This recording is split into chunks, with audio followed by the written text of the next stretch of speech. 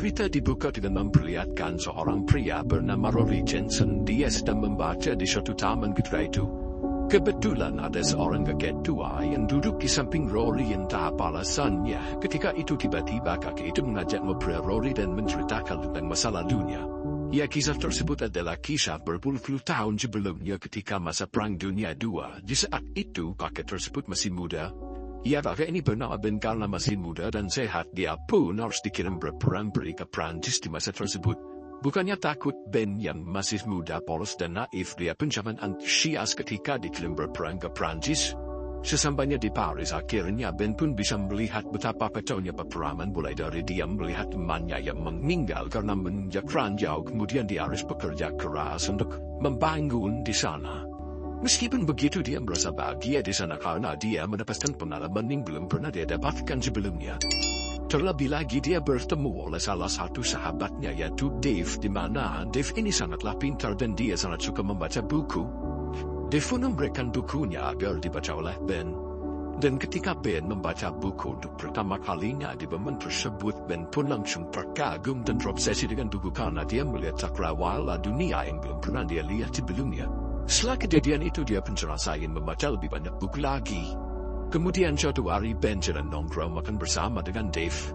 Saat itu tiba-tiba Ben melihat seorang wanita yang sangat cantik. Dia merupakan pelayan di toko itu dan entah apa alasannya, tetapi Ben berasa kalau perasaannya yang berbeda.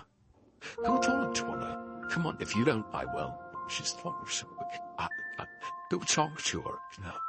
Go.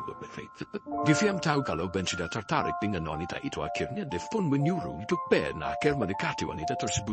Tanda pikir panjang, Ben pun langsung mendekati wanita tersebut. Ya, wanita yang didekati Ben ini adalah seorang wanita Prancis bernama Celia.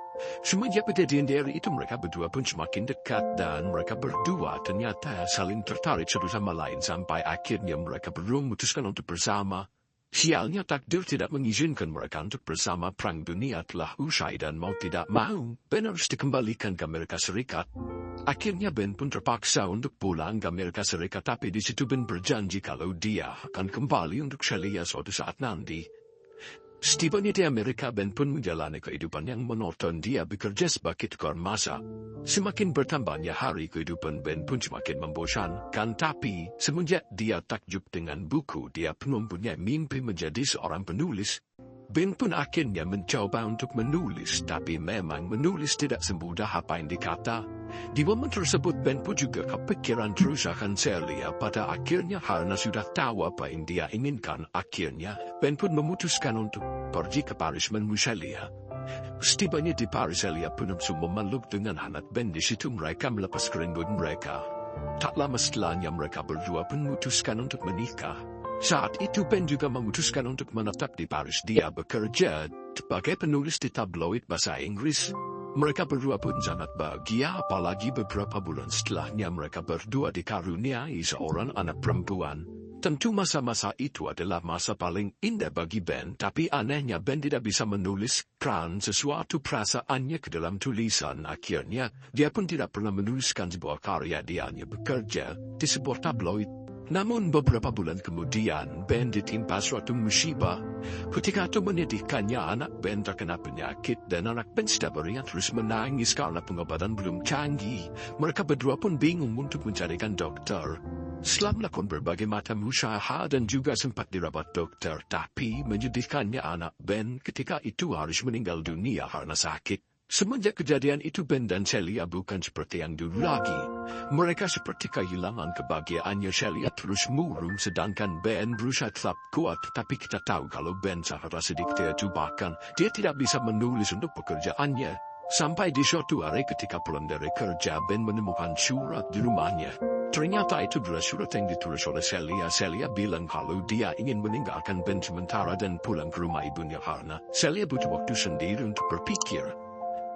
Setelah ditinggal istrinya dan anaknya baru saja meninggal dunia, Ben pun terpaksa dianya sangat mendalam. Untuk melampiaskan emosinya, dia pun menghancurkan semua barang-barangnya dari rumahnya. Tapi kesedihan itu tidak kunjung hilang juga. Akhirnya Ben pun mencoba untuk menuliskan perasaan sedihnya ke dalam suatu tulisan. Di luar dugaan, Ben yang biasanya kebingungan menuliskan sesuatu saat itu, Ben seakan-akan memiliki ribuan kata untuk dia tuliskan. Ben pun menumpahkan seluruh perasaannya ke dalam tulisan itu. Waktu pun terasa berjalan begitu cepat karena dia terlalu fokus dalam menulis. Dia sampai lupa makan, dia lupa tidur, dia terus menulis hari demi hari. Tidak terasa Ben pun terus menulis sampai 2 minggu dan akhirnya jadilah sebuah buku yang menceritakan tentang isi perasaan sedih Ben selama ini. Karena sudah tenang, akhirnya keesokan harinya Ben pun memutuskan untuk pergi ke Celia. Dia berencana menjemput Celia untuk kembali hidup bersama Ben lagi. Sesampainya di rumah Ibu Celia, Ben pun memberikan tulisan yang telah dia tulis selama 2 minggu ini kepada Celia. Ben bilang kalau dia memberikan waktu kepada Celia dan jika Celia sudah siap untuk kembali kepadanya, Ben akan mau menerimanya. Beberapa hari kemudian akhirnya Celia pun memutuskan untuk pulang lagi ke rumah Ben. Dia memutuskan untuk tetap tinggal bersama Ben. Ben pun pulang. Celia akhirnya membaca tulisan Ben dan ketika membaca tulisannya, Celia sangat terharu karena tulisannya sangatlah bagus. Itu adalah suatu masterpiece dan terlebih lagi, Celia tidak menyangka kalau perasaan cinta dan sedih Ben sebesar ini. Ben pun menyambut bahagia kedatangan Celia dan Ben tanya di mana tulisannya. Sialnya ternyata tulisan Ben itu tertinggal oleh Celia di kereta. Tentu Ben pun sangat panik karena itu adalah tulisan yang sangat bagus dan Ben juga mengira kalau dia tidak mungkin menulis sebagus itu lagi. Akhirnya Ben pun memarahi Celia dan Ben berusaha mencarinya di kereta. Sialnya setelah berusaha keras mencari, tulisannya pun tidak ketemu dan memang tulisannya ditakdirkan untuk hilang. Di situ Ben pun langsung membentak Celia dan bilang kalau yang sedih bukan hanya Celia saja. You are not the only one who lost.